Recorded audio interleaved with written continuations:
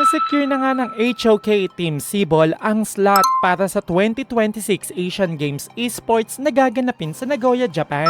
Nang matalo nila ang Uzbekistan ng dalawang magkasunod na beses sa panglimang araw ng Asian Games Esports Qualifiers, kung saan ito yung match na hindi nagkaroon ng deaths ang Team Pinas miski isa. Gamit nila dito si Dharma, Kongming, Angela, Arlie at Diaja. Sa scene na to, mabilis na nakapag-clear ng wave si Dharma sa lane niya. May info din sila na yung roam ng kalaban ay nasa bot. Dahil malayo pa naman yung next minion wave, pumwesto si Dharma sa bush sa taas ng red buff. Di ko alam kung bakit siya nandun dahil wala naman yung red buff doon. Pero ito na nga yung nangyari. Chami, nakapwesto na agad siya dito.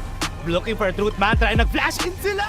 Para kunin dito yung first strike against Farouk. Successful ba sila? Yes! Isa rin to sa mga dahilan kung bakit ang roam ay hindi lang basta dapat nakadikit sa MM at ang clash lane dapat hindi lang basta nakikipagbakbakan sa katapat niya, marunong ding gumawa ng play. Kaya marami sa mga HOK players ang marunong pagdating sa macro play, hindi lang puro micro at palakas ng sariling hero. Dito pinakita ng Team Pinas ang combo ng isang Angela at Dharma, kung saan iuuntog ni Dharma ang kalaban sa wall para ma-stun, sabay second ni Angela na may kasamang stun at slow rin sabay ultimate. Wala miski sinong hero ang makakatakas sa combo na to. At dito nga nakapag-set na naman si Dharma. Sa ganitong sitwasyon, isa sa mga dapat tinitingnan dito ay ang galaw ng Dharma para hindi makaset, dahil hindi ka talaga makakagalaw kapag nahuli ka nito. Lalo na kung may kasamang Angela, buti na nga lang hindi Princess Frost yung mage dito. Dito nakita nila na nag-clear ng wave ang kalaban sa mid at inaasahan nila na magpupunta to sa bot para mag-clear ng minions. Pero ito na nga yung ginawa ng Team Pinas. Nakakatuwa lang kasi lagi nilang predicted ang galaw ng kalaban kaya lagi nila tong nahuhuli.